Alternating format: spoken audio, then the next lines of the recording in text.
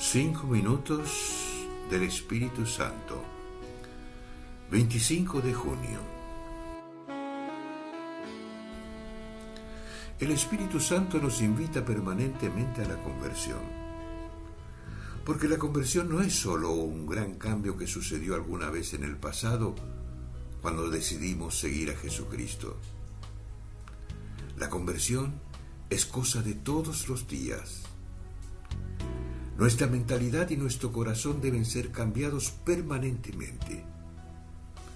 Cuando nos descuidamos, se nos mete adentro algún criterio equivocado, o volvemos a optar por el egoísmo, o perdemos un poco de la alegría o de la generosidad que teníamos. Entonces, hay que volver a convertirse.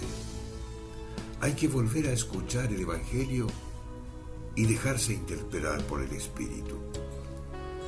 La conversión también es una especie de ablandamiento o de descongelamiento, porque cuando nos descuidamos, el corazón se nos pone duro y frío. Cuando no sanamos a tiempo las malas experiencias que tenemos cada día, nuestros rencores, tristezas, sentimientos de culpa y desilusiones endurecen el corazón como una piedra, o lo enfrían y lo convierten en un pedazo de hielo, duro y frío por el dolor o por el miedo.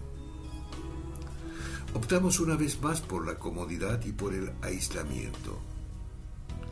Los demás dejan de ser nuestros hermanos y se convierten en enemigos o en competidores. Entonces, hay que rogarle al Espíritu Santo que venga como fuego ardiente para ablandar de nuevo el corazón endurecido, para derretir ese hielo y convertirlo en un arroyo alegre, feliz y compasivo. Quizás en este preciso momento tengas que convertirte, renunciar a un mal sentimiento que te está enfriando y rogarle al Espíritu Santo que vuelva a ablandar tu corazón.